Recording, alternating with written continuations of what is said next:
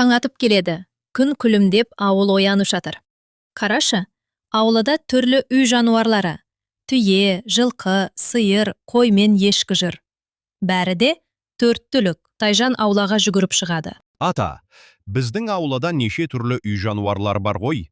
Бәрін 4 түлік дейді. Сол рас па? Рас балам. 4 түлік халқымыздың байлығы мен берекесі. Кәне, әрқайсымен жақынырақ танысайық. Тайжан атасы екеуі жолға шықты. Шөл даламен жүріп келеді. Шөл далада түйе ақырындап келеді. Сәлем, мен түйемін. Мен шөлге де суыққа да төзімдімін. Ауыр жүк көтеріп, елге қызмет етемін. Сен сондай мықты екенсің, түйе аға. Дұрыс айтасың, балам. Түйе байлықтың нышаны, сабыр мен төзімнің иесі. Ата мен Тайжан ары қарай жүре береді. Содан жап жасыл жайлауға келеді. Жайлауда өзен бойында сиыр бұзауымен жайылып жүреді. Тайжан бұзауды көріп, қасына жүгіріп барып, бұзауды сипалайды. Мен адамдарға сүт, айран, май, құрт беремін. Балалар менің сүтімді ішіп бой өсіреді.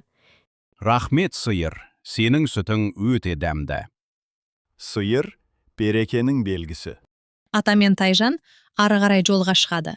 Жайлауда жайылып жүрген көп ойлар мен ешкілерді көреді. Төбешікте қозы мен лақ ойнап жүр. Ата мен баланың қасына ешкі мен қой келеді. Мен момақан қоймын. Менің жүнімнен киім тоқиды, тон тігеді. Мен ешкімін.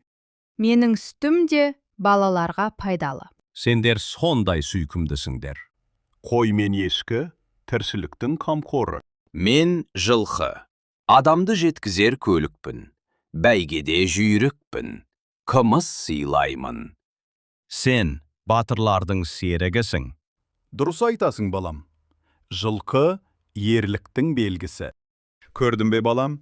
4 түлік халқымыздың байлығы мен тіршілігінің тірегі.